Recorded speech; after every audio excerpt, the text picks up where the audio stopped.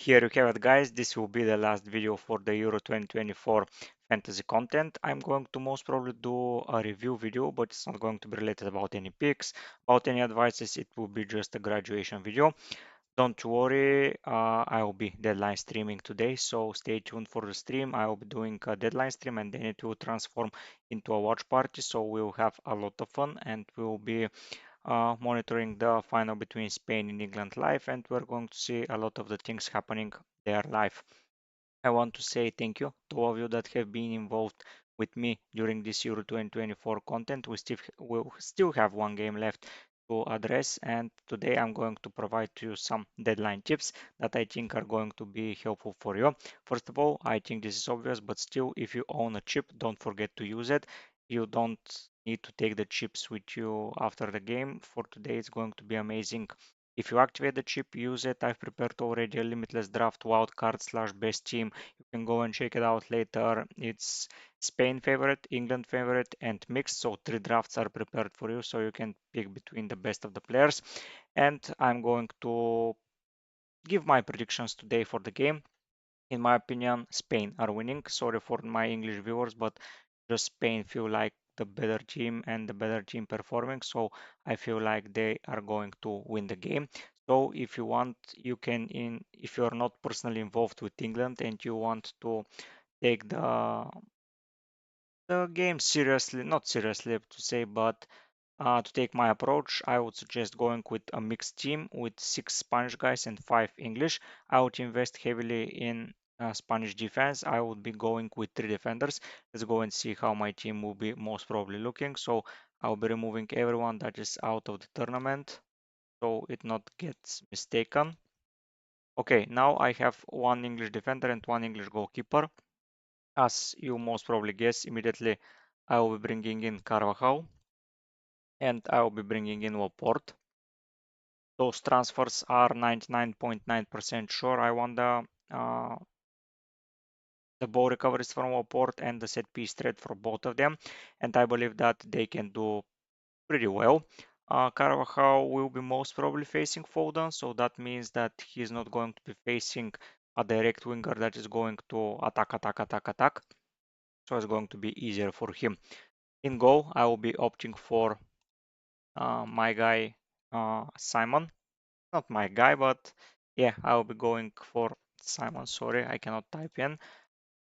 I believe Spain are a heavy favorites to keep a clean sheet, so I will be going into that direction. In the off chance that they concede a goal, I would like to heavily own English players, so I already own 2 attackers. I will be bringing in the England striker, whoever it is starting the game.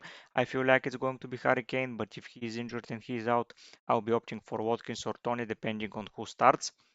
And the last player that I'm going to take here is going to be Nick Williams out for Declan Rice in. That is going to be my transfer strategy for this week. The 5 transfers are being used. I will recover all the players that have not been transferred out because I don't need a bench, and not needing a bench is an okay thing. So yeah, 11 players. That will be the look of my team. You say, okay, but you own 3 Spanish defenders and basically 3 English attackers, and I say yes. It's just like the way I did with the Spain versus France game. I still own an English defender and someone that I believe England are conceding a goal no matter what happens. Even if they win, I don't think they're winning with a clean sheet.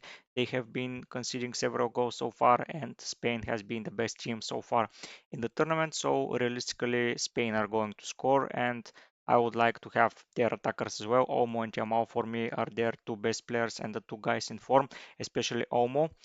He has been scoring or assisting every time he's onto the field. Jamal has been doing amazingly well, but I'm even more surprised by Olmo. Most probably he's going to be my captain, and I will be relying on him. But if the off chance Spain concede a goal, I will be going for English attackers, as already mentioned. Kane, Saka, and Bellingham, I believe they're going to be involved.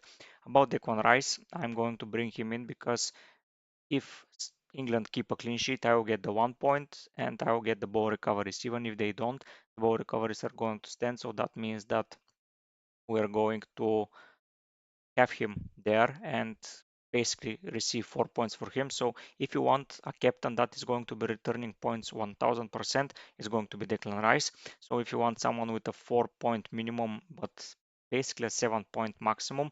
Unless he scores, that is Declan Rice for you. If you want some more excitement and some more things, you should go for Dani Olmo. If you're going for a heavily involved England side, as already mentioned, Simon and Laporte can leave the draft and you can just insert two more English players, and I believe that will be the ideal England draft. I believe Rodri and Olmo, at least two Spanish midfielders and Yamal are needed, and one Spanish defender is needed. So at least four players from Spain is going to be a nice number, but I'm going six compared to five. If you're looking for captain's differential, I believe the most captain players will be Yamal, Olmo, most probably Bellingham. So those three. I see in a shout out for Gay and Carvajal. So those five players. If you're looking for differential, Saka is a good option, and most probably Rice, as already mentioned. But I'm not sure about Rice. It's just a good minimum, but not a very good maximum. And with the captaincy, you want a maximum, and those 4 points that he's going to get into the game are going to be more than enough. Saying about other things, if you want to ask me any questions, don't hesitate. I will be monitoring my chat and my comments during the deadline stream. Before the deadline stream, I will be traveling by a car, so it's going to be a little bit difficult to address all the comments happening live, but still, I'll be preparing. Uh, every time when I stop for a break, I will be answering as many comments as possible, so you will be getting your advices. I know that this video is a repetitive video from yesterday or something like that, but the content is this. It's a little bit of everything right now. You have, as already mentioned, 52 players that you want to address, and from those 50, basically 25 are options. So yeah, it's not too difficult to pick the best 11 from 25. The guys missing here, I don't own Nick Williams and Phil Foden. Those are the guys that I'm most afraid of not owning, but still, I I plan to risk it that way. For me, it has been working so far too well. As already mentioned, I'm in the top 5K and I'll be aiming to finish there. If I go a little bit higher and less around the top 10K, it will be still okay. That was the maximum aim I was aiming for. Realistically, my target was top 100, but I'm way into it, so I don't see I'm dropping out. It's virtually impossible to drop out when I have 11 starting players, so I believe it's going to be good. My advice is don't take hits. I don't think it's worth taking hits. I see most of the players getting 2 or 3 points this week, and the 4 points you're taking are not going to be repaid. So you basically need a return from an attacker or a lot of ball recoveries from the defender just to be on the zero ground. So my final tip is don't take hits.